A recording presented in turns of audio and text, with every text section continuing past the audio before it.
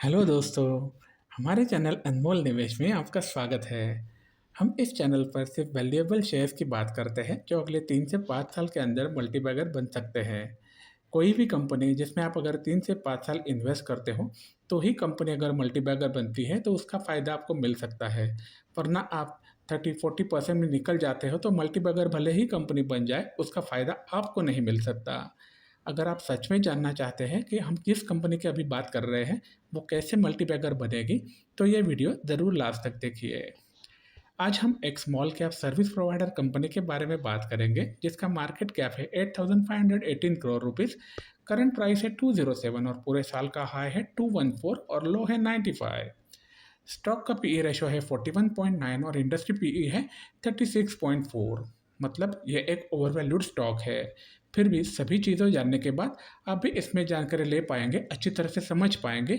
Overvalued होने के बावजूद भी इस इन्वेस्टेबल है और अच्छी तरह से रिटर्न आपको मिल सकता है और कंपनी मल्टीबैगर बन सकती है। इसका डेट टू इक्विटी रेशो है 0.01%। मतलब ये कम है, ये कंपनी के लिए अच्छा है। इसके कारण ये है कि ये लोन जो होते हैं वो सर्विस करने में कंपनी को इंटरेस्ट पे करना पड़ता है और ये इंटरेस्ट आउटफ्लो के कारण से कंपनी का प्रॉफिट कम होता है। ये बहुत ही कम है, इसलिए कंपनी का लेस इंटरेस्ट इसमें जा रहा है। लेकिन अगर ये भी ख़त्म हो जाए तो जो कुछ भी इंटरेस्ट जा रहा है वो बचेगा और कंपनी का प्रॉफिट बढ़ेगा। इस कंपनी का फेस वैल्यू है 10 रुपया। इसका आर है 29.6 और आर है 32.2। दोनों अच्छे लेवल पे हैं। नेट प्रॉफिट है 204 करोड़ रुपीस। इसके प्रमोटर्स ने अपने पास काफ़ी अच्छा शेयर होल्डिंग बचा के रखा है, डायल्यूट नहीं किया है। इसका मतलब साफ है कि प्रमोटर सीरियस और कॉन्फिडेंट है अपने बिजनेस और बिजनेस ग्रोथ के बारे में। इसमें एफ होल्डिंग है 7.57%। आगे बढ़ने से पहले मैं आपको बता दूं, यह वीडियो सिर्फ एजुकेशनल पर्पज़ के लिए बनाई गई है। इसे किसी भी तरह की खरीदारी या बिकवाली की सलाह ना समझे। कोई भी आर्थिक निर्णय लेने से पहले अपने वित्तीय सलाहकार से सलाह जरूर लें। ये कंपनी 62 कंट्रीज़ के लिए visa, passport, consular, citizen services का काम करती है।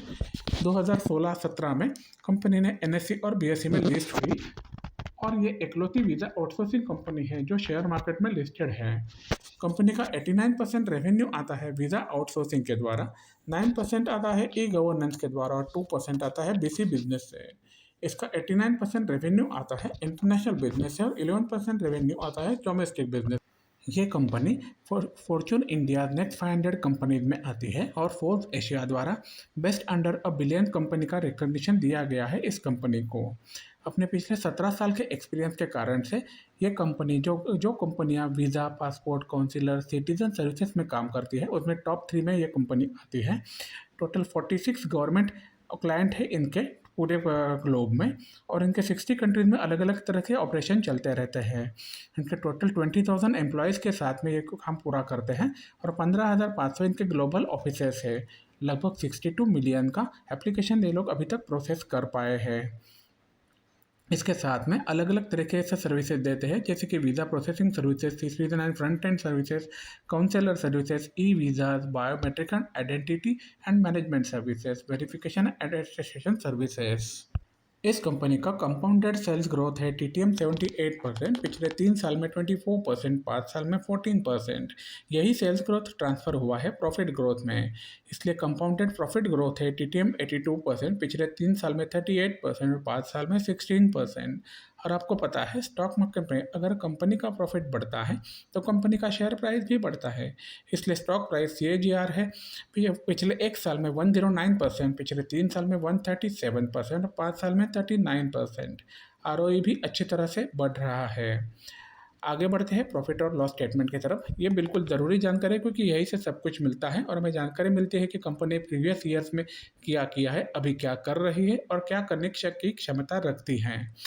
हम देखे जाए तो मार्च 15 में यह कंपनी का सेल्स था 450 करोड़ रुपीस, जो मार्च 23 में बढ़ते हुए हो गया है 1516 करोड़ रुपीस, जो पिछले साल के मुकाबले लगभग 78% ज़्यादा है। कंपनी का सेल्स बढ़ाने के लिए एक्सपेंसेस भी बढ़ाने पड़ते हैं। इस कारण से कंपनी के एक्सपेंसेस बढ़े हुए हैं, लेकिन कंपनी का ऑपरेटिंग मार्जिन 13% से लेकर 15% हुआ है और इसके कारण से नेट प्रॉफिट बढ़ गया है 111 करोड़ से लेकर 204 करोड़ रुपीज़। ये लगभग 83% का इंक्रीज़ किया हुआ है कंपनी ने अपने नेट प्रॉफ़िट में, और इनका ईपीएस भी 2.72 से लेके 4.89 हुआ है। अभी हमने जो बात की वो आपको ग्राफ़िकल रिप्रेजेंटेशन में ज़्यादा अच्छी तरह से समझ आएगी। अगर कंपनी इसी तरह से सेल्स और नेट प्रॉफ़िट बढ़ा के और एक्सपेंसेस कम करके काम करती है, तो कंपनी ज़रूर मल्टीबैगर बन सकती हैं। कंपनी की बैलेंस शीट की बात की जाए तो रिजर्व्स जो मार्च 22 में पिछले साल के मुकाबले 25% बढ़े हुए थे, वो मार्च 23 में 36% बढ़कर हो गए हैं 7062 करोड़ रुपीज़। ये 10% का राइज काफ़ी अच्छा है, कंपनी के लिए काफ़ी बेहतर है। ये जो कंपनी के पास पैसे हैं, ये पैसे कंपनी बोनस शेयर देने के लिए इस्तेमाल कर सकती है या बिजनेस एक्सपांशन के लिए भी इस्तेमाल कर सकती है। अगर कंपनी एक्सपांशन करना चाहे तो कंपनी को ज़्यादा लोन लेने की ज़रूरत नहीं पड़ेगी, क्योंकि अच्छा खासा रकम उनके पास मौजूद है। और एक अच्छी बात है, कंपनी ने अपने बोरोइंग्स मतलब लोन जो है 11 करोड़ से 7 करोड़ तक कम कर दिए हैं। इसका फ़ायदा ये होगा कि कंपनी का इंटरेस्ट का खर्चा कम होगा और प्रॉफिट भी बढ़ेगा।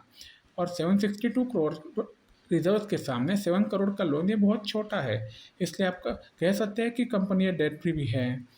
अभी हमने जो नंबर देखे वो आपको ग्राफिकल रिप्रेजेंटेशन में ज़्यादा अच्छी तरह से समझ आएंगे। अगर शेयर होल्डिंग की बात की जाए तो प्रमोटर्स के पास है मार्च 23 को 74.41% शेयर्स, एफआईआई होल्डिंग है 7.57%, डीआईआईस मतलब डोमेस्टिक इंस्टीट्यूशनल इन्वेस्टर्स का होल्डिंग है 0.05%, और बाकी बचे शेयर्स पब्लिक के पास है 17.92%। अभी हमने जो नंबर देखे वो आपको ग्राफिक में ज़्यादा अच्छी तरह से समझ आएंगे। पिछले एक साल के चार्ट की बात की जाए तो हमें साफ पता चलता है कि ये एक शेयर एक रेंज में चल रहा था। अभी इसने ब्रेकआउट दिया है और प्राइस काफ़ी अच्छी तरह से बढ़ सकता है, और ऑल टाइम प्राइस चार्ट में भी देखा जाए तो ये कंसिस्टेंट परफॉर्मर कंपनी दिख रही है और इसी तरह से परफॉर्म करती है, तो ये कंपनी ज़रूर मल्टीबैगर बन सकती है और आपको फ़ायदा दे सकती है। हम आपको प्रूफ दिखाना चाहते हैं कि हमने भी इस कंपनी में इन्वेस्ट किया हुआ है। भले ही इसका छोटा इन्वेस्टमेंट हो, लेकिन ये इन्वेस्टमेंट होता है। छोटा बड़ा उसमें कोई फ़र्क नहीं पड़ता, क्योंकि हर एक आदमी का बजट अलग अलग होता है। लेकिन अपने इन्वेस्टमेंट पे आपको कितना रिटर्न्स मिलता है ये काफ़ी ज़रूरी होता है, और इसी पे सब कुछ हिसाब चलता है। हमारे इन्वेस्टमेंट पे आप देख सकते हो अभी 15% प्रॉफिट दिख रहा है, और पिछले 2 महीने के अंदर अंदर ये हुआ है। हम जिस कंपनी की बात कर रहे हैं उस कंपनी का नाम है BLS इंटरनेशनल लिमिटेड। ये कंपनी वीज़ा एप्लीकेशन सर्विसेज में काम करती है। मैं आपको बता दूं, यह वीडियो सिर्फ एजुकेशनल पर्पस के लिए बनाई गई है। इसे किसी भी तरह की खरीदारी या बिकवाली की सलाह ना समझें। कोई भी आर्थिक निर्णय लेने से पहले अपने वित्तीय सलाहकार से सलाह ज़रूर लें। अगर आपको ये वीडियो पसंद आया हो तो लाइक करें, शेयर करें, सब्सक्राइब करें।